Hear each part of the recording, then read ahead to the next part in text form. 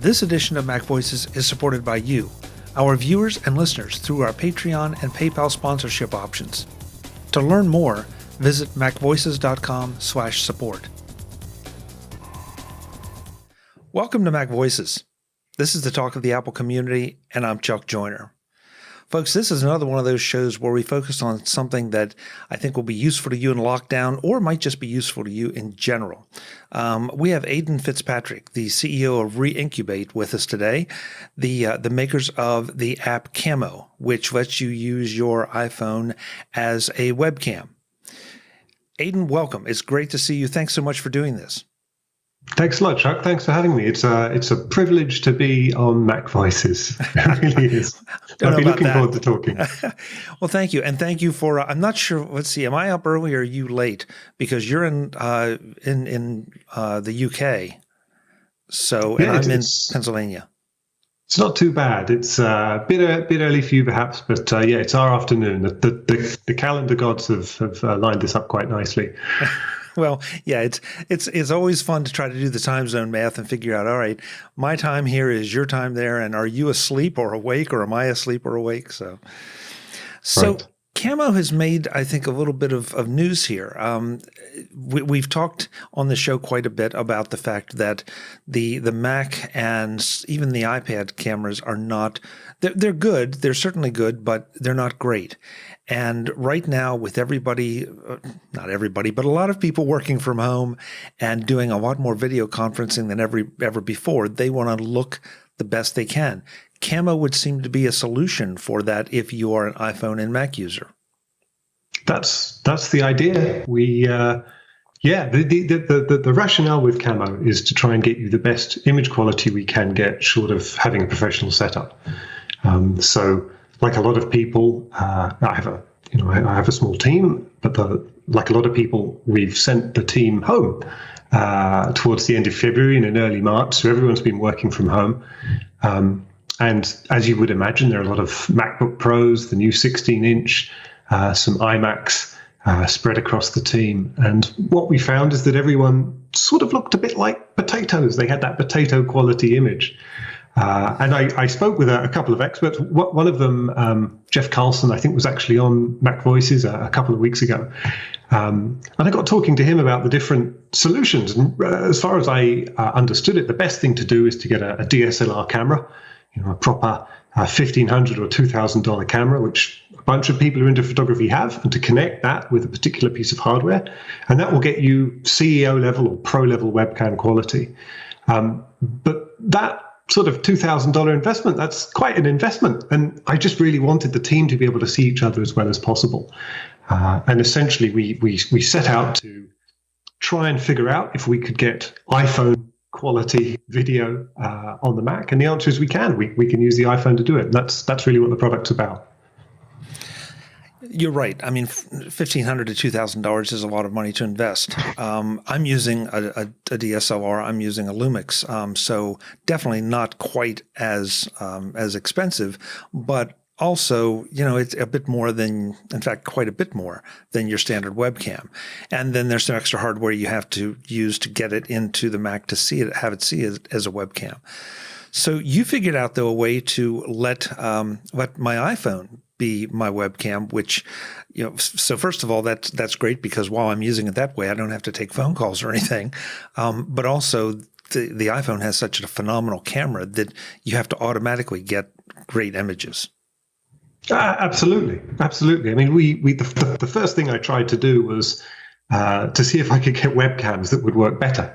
So, I got a Logitech 4K Brio and a couple of others, and we found they just wouldn't really do it. And you can really put the resolution up with them. I think they're often marketed about, it's 4K, it's 1080p. It often gets quite technical.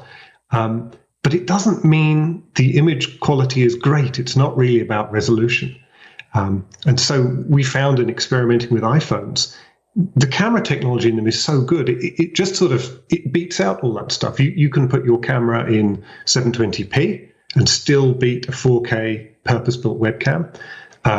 You can use a camera in an iPhone from 5 years ago. You could use an iPhone 7 or even a 5S, and it will still give you, for the most part, better image quality.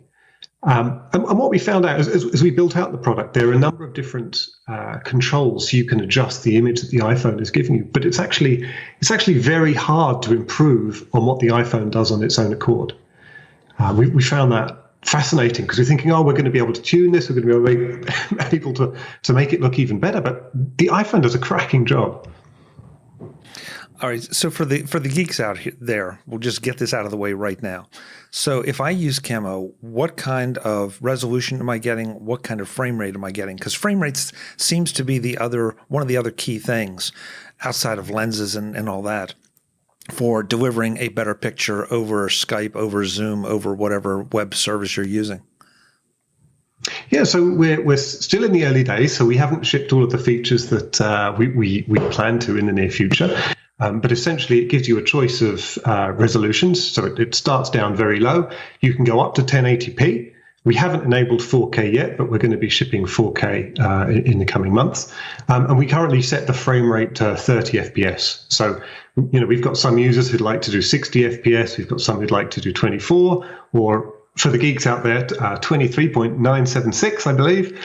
And that good stuff is coming. But we don't have it just yet. And of course, Camo lets you switch between the different lenses on the phone. So at the moment, I'm on a classic wide-angle lens, but of course, I could go ultra-wide, or I could go telephoto, or we could go selfie and start looking backwards. Okay, so boy, a lot of questions there. So first of all, you're using Camo right now. So folks, will give you some idea. Of course, the little caveat that, because of the way we distribute MacVoices, this has been through editing, compression to post up on YouTube to be delivered by podcast feeds. So, Aidan looks great on my screen, and I hope he looks half as good as he does on my screen on the final product here. So taking that, so you give me access to all the cameras on my iPhone, front and back, as well as the multiple, as you said, zoom, ultra wides, all that.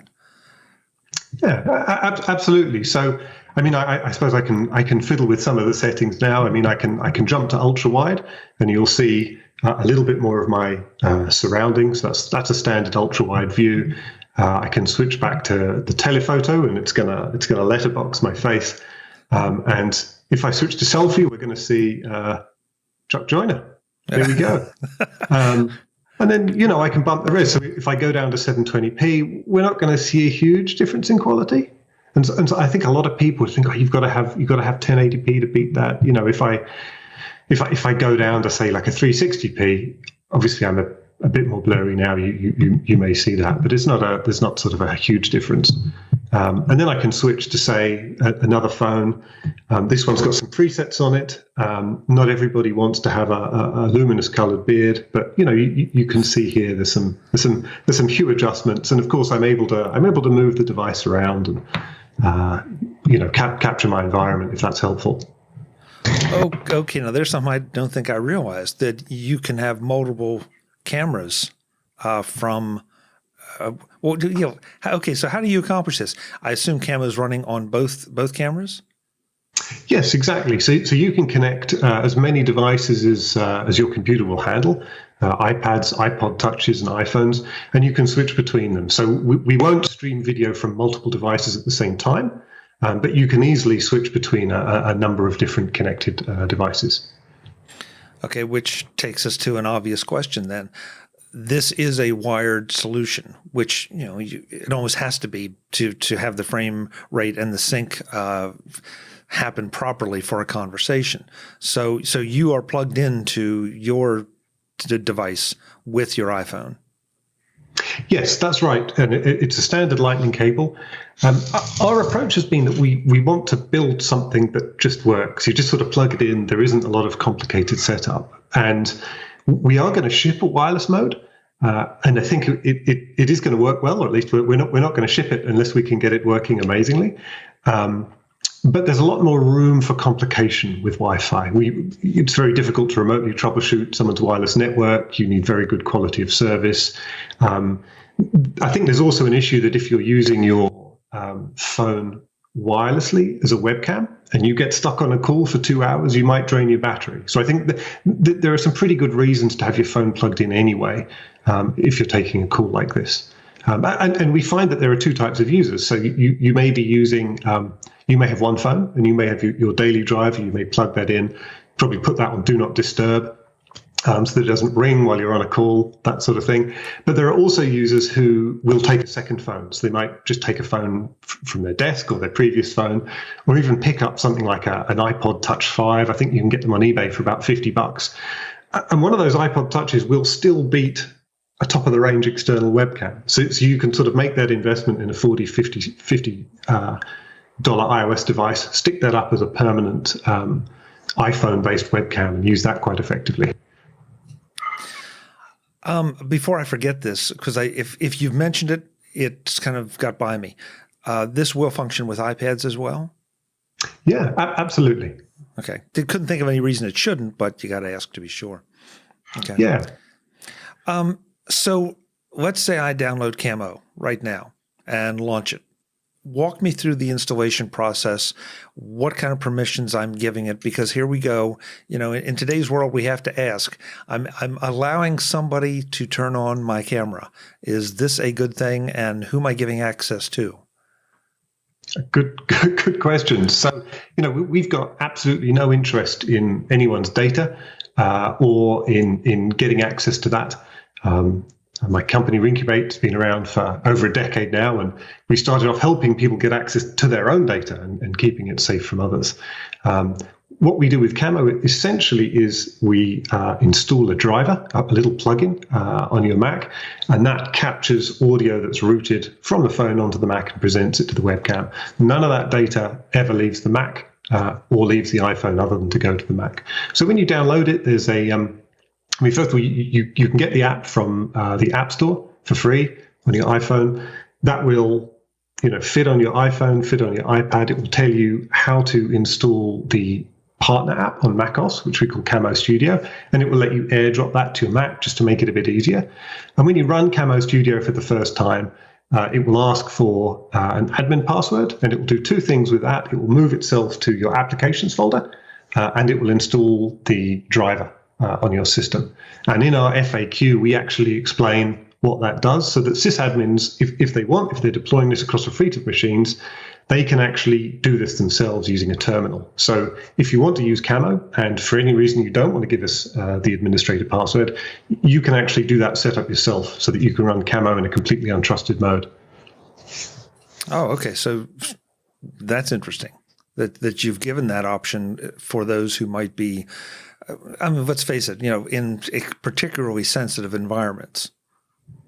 Yeah. I mean, with a product, we're trying to hide a lot of the complexity of what's going underneath.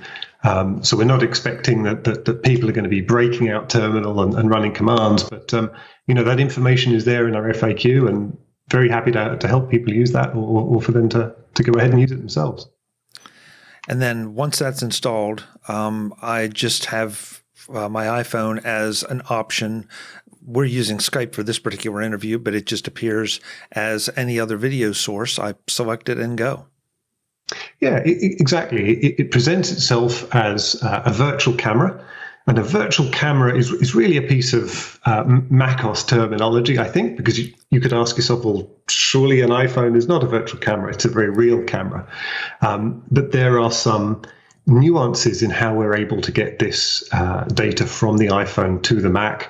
Essentially, we virtualize, we pretend to be a camera on the Mac, we pull the data from the iPhone, we push it into that. And there are a couple of caveats in macOS on working with virtual cameras. So we support about 40 different video apps, but we're not able to support everything. So it's great on Zoom, it's great on Google Meet, it's great on anything in Chrome and many other things, Twitch, OBS, what have you. We don't support FaceTime on the Mac itself, and we don't support Safari. And some apps we have to install an integration for. And so we're going through a process of working with people that provide those apps to make that automatic.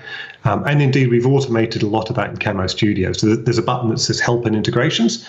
And for something like Skype, for instance, it's necessary to install the integration for it to work with Skype. So I just click Help and Integrations, I click on Skype, it explains what it's going to do, I hit Install Integration, and you're up and running. And that integration is happening on my Mac or on the phone? It's happening on the phone. Sorry. It's happening on the Mac. There's a change we make to a process that would typically interact with cameras, and we modify it so that it's able to work with virtual cameras.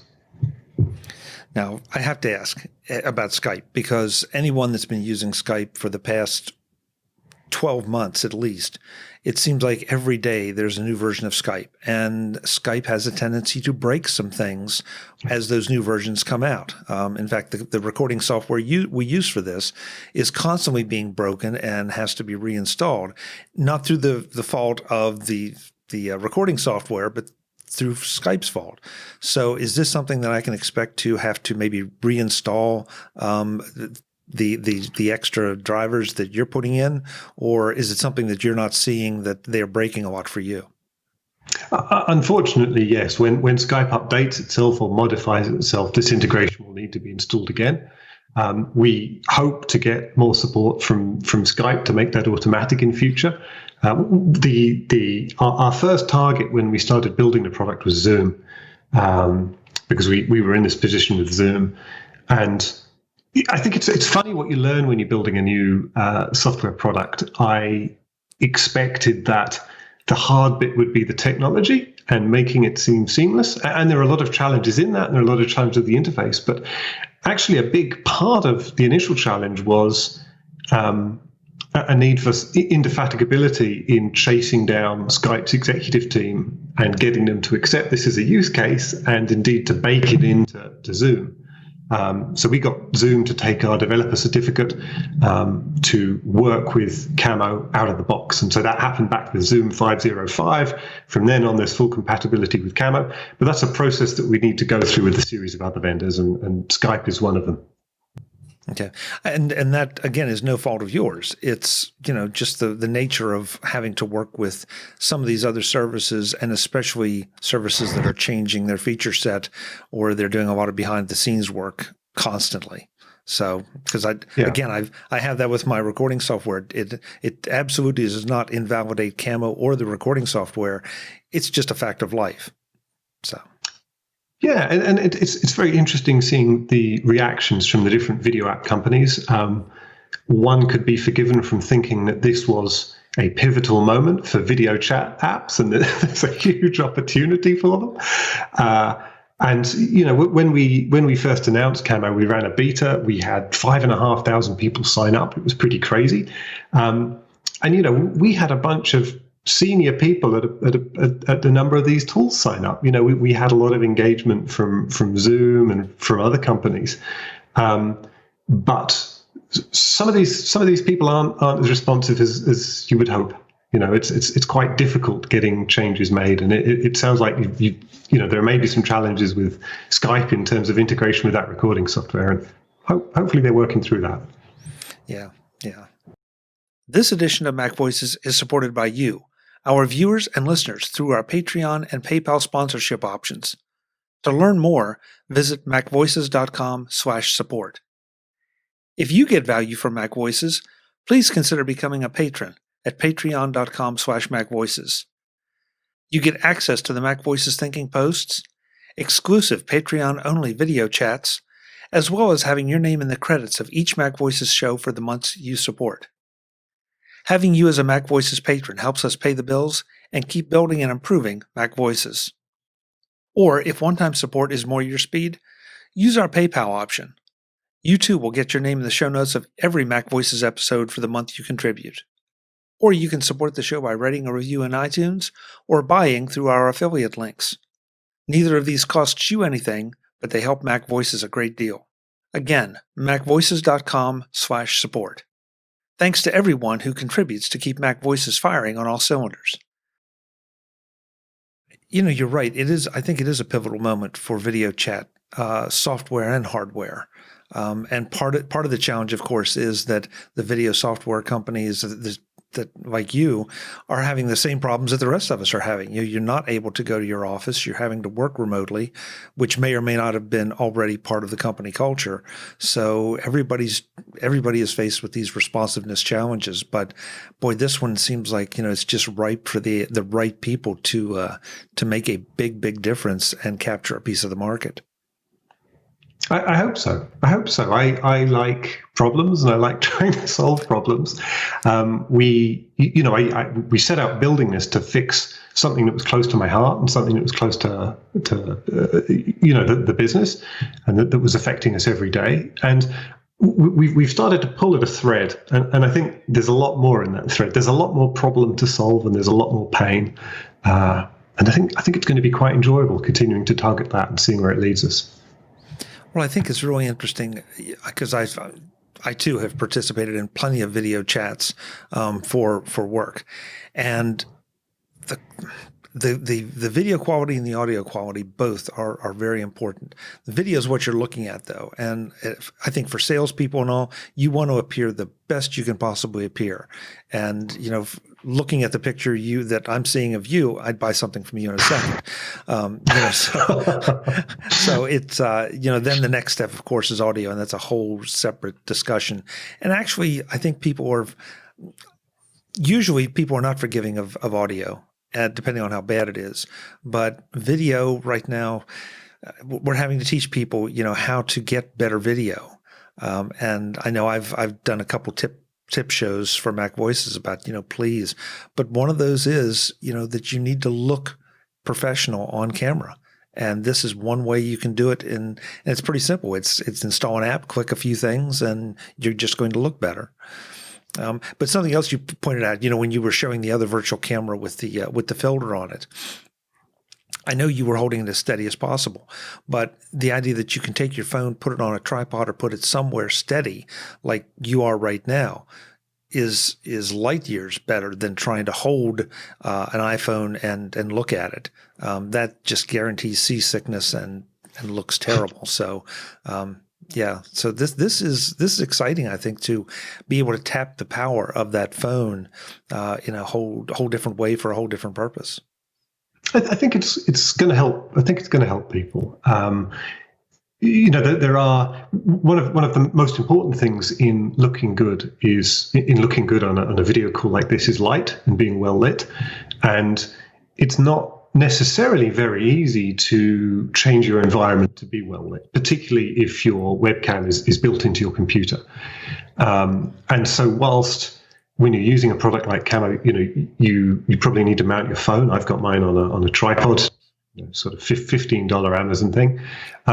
It can be helpful to be able to pick it up and move it and position yourself so that you're getting better natural light. There are also some benefits in that, your iPhone's got a flash on it, and Camo can control that. It's not a very powerful flash, but you can use that flash as a torch. I think it's helpful. I mean, I feel very lucky in that we've got quite a really privileged view into how people are using it and all of the different applications people are finding for video. So, maybe there are three groups that we're seeing. There are ordinary people who were previously in offices, have been sent home, and would like to look a bit better when speaking to their colleagues. It's not. I don't think it's vanity. I think it's just sort of, trying to look in a way that's representative of who they are and how they really look, and understanding the value in being able to communicate well with your colleagues. There are then people who are selling things or pitching things online, and maybe they would have bought a nice pen or a nice suit or a nice suitcase and a briefcase rather, and now they want to look the best to pitch. And then there are a bunch of people who make a living doing it. So there are streamers in gaming or in beauty, and a lot of sort of new businesses that we're seeing. So a lot of people in fitness who are delivering courses. So they may be up close like I am, or maybe they're in the distance and they've got a yoga ball or they're doing something with Pilates. There are quite a lot of religious use cases. We've got people of all different religions preaching or catching up with their congregations with it, which we found fascinating. It really wasn't something I expected. Yeah, I admit I would not have thought of that use case. It's perfect. It's obvious because that's just another version of streaming. But yeah, so Yeah, you're in a pretty good position right now, I think. Yeah, I mean the stories are pretty exciting. We've got people who are using it to follow along with, they're running their finger along the Torah as they're going through it, and they're helping the congregation follow along. We've got people directly preaching into the camera. There's all sorts of stuff. That wraps the first part of our conversation with Aidan Fitzpatrick of Reincubate about Camo. Next time, we get into Camo's pricing, some thoughts on the Apple App Store and some of the controversies there, and a whole lot more. That's next time on Mac Voices. I hope you'll join us then. Until then, though, thanks for watching. Visit MacVoices.com for show notes and to connect with Chuck on social media. Get involved in our Facebook group or like our Facebook page, and get more out of your Apple tech with Mac Voices Magazine, free on Flipboard and on the web. And if you find value in it all, consider supporting us through either our Patreon campaign at patreon.com/MacVoices or by making a one-time donation via the PayPal link on our front page and in the show notes of each episode.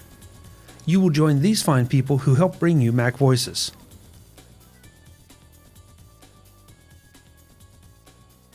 Advertising handled by Backbeat Media at backbeatmedia.com. Bandwidth provided by CacheFly at cachefly.com.